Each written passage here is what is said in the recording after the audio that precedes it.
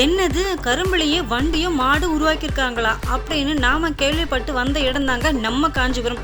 குண்டுகுளம் அப்படின்ற கிராமத்துல 3 டன் கரும்புலையே வண்டியும் மாடும் உருவாக்கி இருந்தாங்க. அவ்வளோ தத்ரூபமா ரெடி பண்ணியிருக்கிறத பார்க்கும்போது ரொம்ப வியப்பா இருந்துச்சுங்க. அது மட்டும் இல்லாம நம்முடைய பாரம்பரிய பொருட்களான அரிசி அரைக்கும் இயந்திரம், நெல் குத்தும் உரல், உலக்கை, சேறு கலப்பை, சேறு நிலத்தை மட்டம் செய்யும் பெரும்பு பலகெல்லாம் வச்சிருந்தாங்க. அந்த வண்டிக்கு கரும்புலையே உருவாக்கி இருந்த சக்கரம் அவ்வளோ தத்ரூபமா இருந்துச்சுங்க. 2 மாடுகளுக்கு நடுவுலயே ராந்தம் விளக்கு வச்சிருந்தாங்க. அந்த காலத்திலேயே ஸ்ட்ரீட் லைட் இல்லாத மக்கள் இந்த மாதிரி ராந்தம் விளக்கை பயன்படுத்தி தான் ஒரு ஊர்ல இருந்து மற்ற ஊர்களுக்கு செல்வாங்க அப்படின்றத சொல்லணும்னு இந்த விளக்கு வச்சிருந்தாங்க. இது இந்த வருடம் மட்டும்தானா? அப்படி இல்லைங்க, ஒவ்வொரு வருடமும் இதே மாதிரி நடத்துவாங்க. தைப்பொங்கல் முதல் நாள்ல இருந்து 4 நாட்கள் நடைபெறும்.